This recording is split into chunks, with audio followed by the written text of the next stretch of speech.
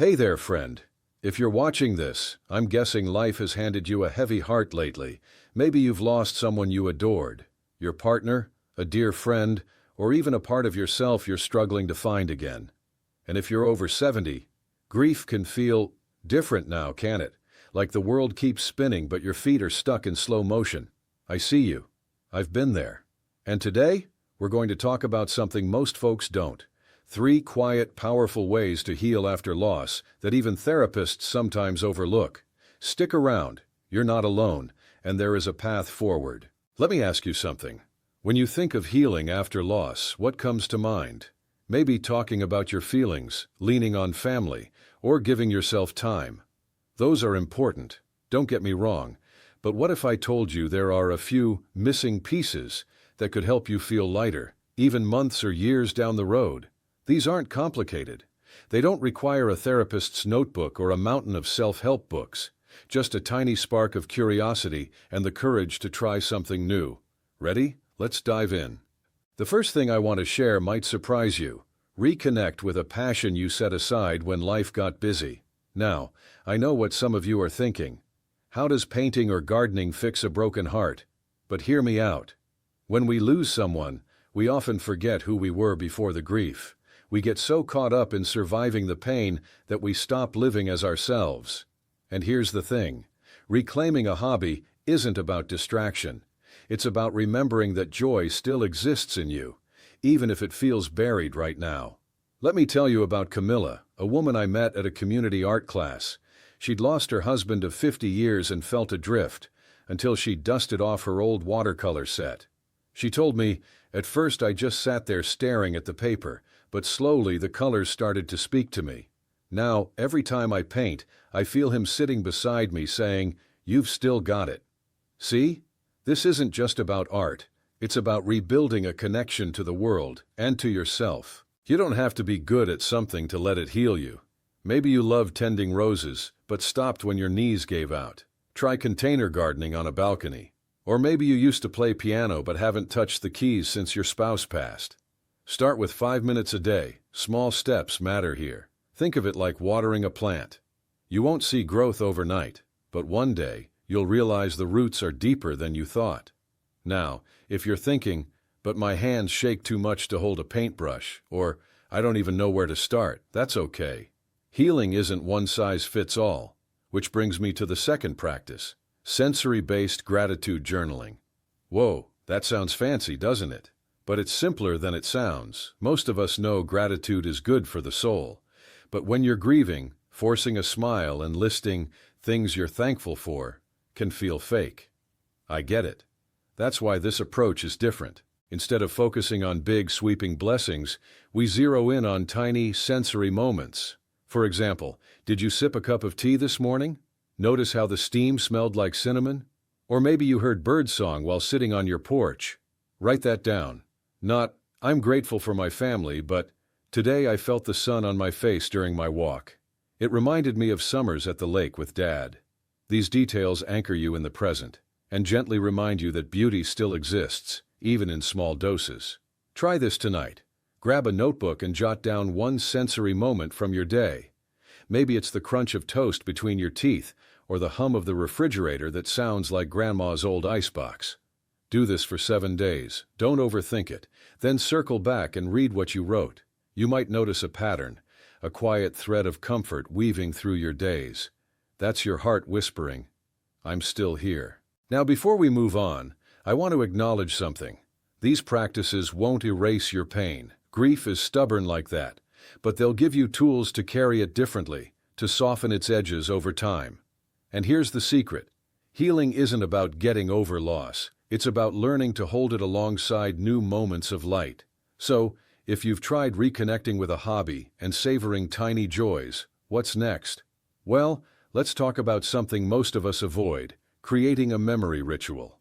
No, this isn't about sitting alone in a dark room staring at old photos. It's about actively inviting the essence of what you've lost into your daily life. How? Let's unpack that in the next part. You see, grief isn't just about sadness. It's also about missing the sound of a laugh, the way someone stirred their coffee, the smell of their perfume lingering in a hallway. And here's the thing. Most of us think we have to move on from those feelings. But what if instead, we found small daily ways to invite those memories in, without letting them pull us under? That's where a memory ritual comes in. Let me give you an example. My friend Frank lost his wife, Clara, 2 years ago. At first, he felt guilty for still setting the table for two, but then he realized, why stop? Now, every Sunday, he pours a glass of her favorite Merlot, lights a candle, and shares stories about their travels. He told me, it's not about pretending she's here. It's about saying, you mattered. Our life mattered. And you know what? That ritual didn't keep him stuck. It gave him permission to grieve and celebrate at the same time. A memory ritual doesn't have to be fancy. It's not about grand gestures or forcing emotions. It's about creating a tiny, sacred space in your day where you can say, this person was part of my story, and they still are. Maybe it's brewing the tea your mom always drank and sipping it slowly while remembering her stubbornness. Or playing a song your friend loved every Friday at 5 p.m. just because that's when they'd call to gossip. Let me tell you about Eleanor, 74, who lost her daughter to cancer. For months, she couldn't bear to touch her daughter's garden gloves. Then one spring she slipped them on, knelt in the dirt, and planted sunflowers. I told myself, she said, if I'm going to cry anyway, I might as well cry while doing something she loved. Now, every summer those flowers bloom, and Eleanor smiles through the tears. See? Rituals aren't about fixing grief, they're about giving it shape. A way to say, you're still with me, even if the world forgets. So how do you start? Pick one small act that feels meaningful. It could be lighting a candle at the same time each week, wearing a piece of jewelry they gave you on days you need courage, writing a letter to them once a month, no need to send it, just let the words flow. Now, I know what some of you are thinking. Won't this make the pain worse? Honestly, at first it might. But here's the magic.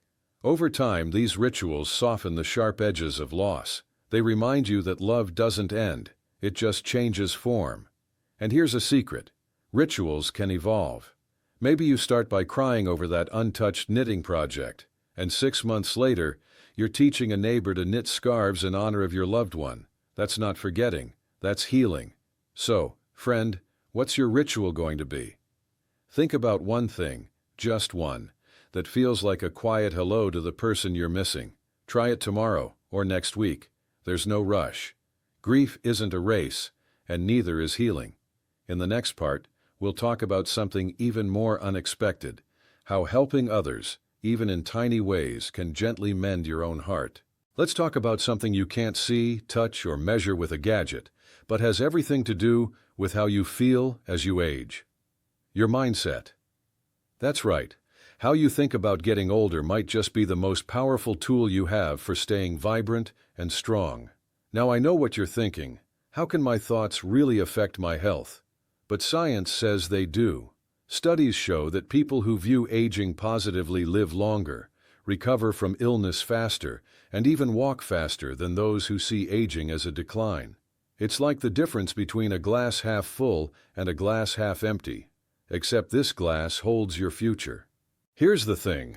We're all influenced by the stories we hear about aging. Maybe you've caught yourself saying, I'm just getting old, when your knee aches or you forget a name. But what if those words are shaping your reality more than you realize? Think of your brain like a garden. If you plant seeds of doubt, I can't, I'm too old, that's exactly what grows. But if you nurture thoughts like, I'm capable, or I'm getting stronger every day, your mind and body will start to follow suit. Let me share a story about my friend Clara. She turned 70 last year and told me she'd been dreading it for months. I'll be ancient now, she said. But then, she made a decision. Every morning, she'd write down 3 things she loved about aging. At first, it was tough. She listed things like more time for hobbies or wisdom to share. But over time, her list grew. She started noticing how her grandchildren asked for her advice, how her cooking had gotten better with practice, and how she could finally read without rushing. A year later, she told me, I don't feel 70, I feel timeless. That shift didn't erase life's challenges, but it gave her power over how she faced them. So how do you cultivate this kind of mindset? Let's break it down into 4 simple steps. First, reframe your self-talk. When you catch yourself thinking, "I can't do that anymore," try adding "yet" to the end. I can't do that yet. It's a small tweak that opens the door to possibility. And when you notice negative thoughts creeping in, like "I'm too slow" or "I'm falling behind," replace them with gratitude. For example, "My legs are reminding me to take breaks. I'm grateful for their strength." Second, celebrate progress, not perfection. Remember, this isn't about being perfect at anything. It's about showing up for yourself day after day. Did you drink a full glass of water today? Great. Took a 5-minute walk? Even better. Every small win is a brick in the foundation of your health. And here's a pro tip. Keep a victory journal like Clara did. Jot down one thing you're proud of each day, no matter how tiny. Over time, those entries become a reminder of how far you've come. Third, surround yourself with positivity. You've heard the saying, "You're the average of the people you spend time with." Well, that applies to your thoughts too. If your social circle is full of folks who complain about aging, it's easy to fall into that mindset. But what if you intentionally filled your life with stories of people thriving after 60? Follow inspiring accounts on social media, join a club where members stay active, or volunteer somewhere that makes you feel needed. Energy is contagious, so choose yours wisely. Fourth, stay curious. One of the best ways to keep your mind young is to keep learning. Take a class at the library, try a new recipe, or learn to use that smartphone feature you've been avoiding. Curiosity keeps your brain nimble and reminds you that growth doesn't stop at 60, it just takes a different shape. Now here's the beautiful part. Mindset doesn't work in isolation. It's the glue that holds everything together. When you believe you deserve to feel good, you'll stick with those hydration habits. When you see movement as a gift, not a chore, you'll find joy in walking or stretching. And when you treat yourself with kindness, you'll prioritize rest, nutrition, and connection. These 3 habits, hydrate, move, and mindset, work like a trio of superheroes, each one making the others stronger.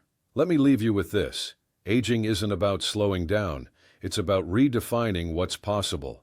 My grandmother used to say, "You're only as old as the stories you tell yourself." And she lived by that, learning to swim at 75, hiking Machu Picchu at 80, and teaching me to dance until her final days. Her secret wasn't magic, it was choosing to see aging as an adventure, not a sentence. So what's your story going to be? Will you let age define you, or will you define what age means to you? The choice is yours. And here's the best part. It's never too late to start.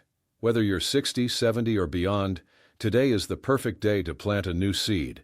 Before we wrap up, I want to hear from you. Drop a comment below and tell me, what's one thing you're doing this week to boost your energy and joy?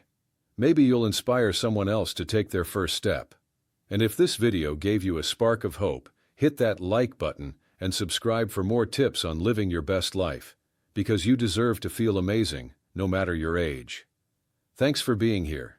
You're not just aging, you're evolving. Keep going, my friend. See you next time.